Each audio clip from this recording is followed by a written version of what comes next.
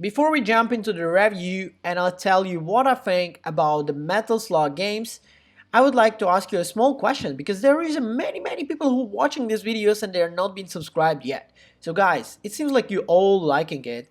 If you're new to this channel and you're still wondering if you should subscribe or not, let's make a deal. If by the end of this video you like what you've seen, if you prefer my review compared to many others that exist on YouTube, well, give us a follow. If not, well, then drop a comment what you didn't like, what you want us to improve. Anyway, let's start. So as someone who really enjoys Metal Slug games, I actually always found the joy in chaotic and side-scrolling simplicity. Growing up, my only really interest was in the classics, from like these arcade machines where you would spend 30 minutes adrenaline filled action where you would imagine more than is happening on the screen. These games I believe were never meant to be finished, they were designed to be endless loops of frenetic fun. And you know what? With the Metal Slug Tactics, you will have a blend of classic Metal Slug charm and the modern tactical gaming abilities, drawing from inspirations to the titles. The game may have its traded run and gun mechanics, grades with the movement points, and some of the really unique choices, like your steel walk, let's say smiling.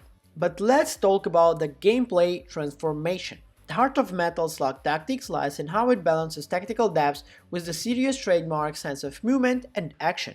Each of these encourages strategic positions, constant motions.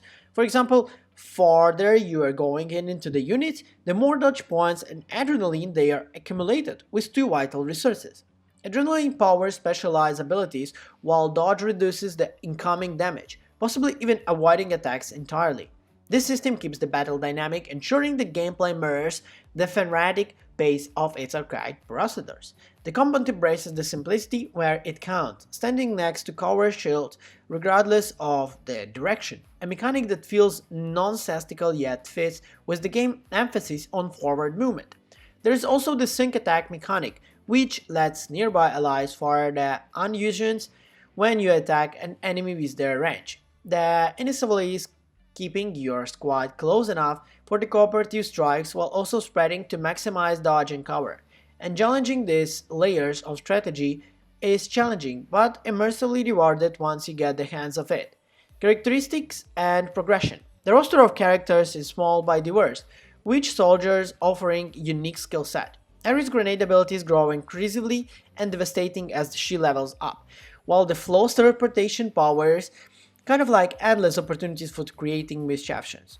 For the instance, Flora's Nudge can really reposition enemies and allies alike, with the latter upgrades allowing her to heal and recover HP while doing so.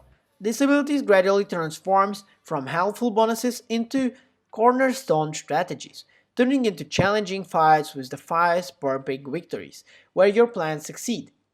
Leveling up adds a more kind of the sense of progression, with the special abilities coming into the clutch, I would say. It's more impactful over time. Sunken character powers with their attack is especially satisfying, as it allows to pull devastating combos that feels like a typical Metal Slug moment, just viewed from a different angle. The flaws beneath the surface.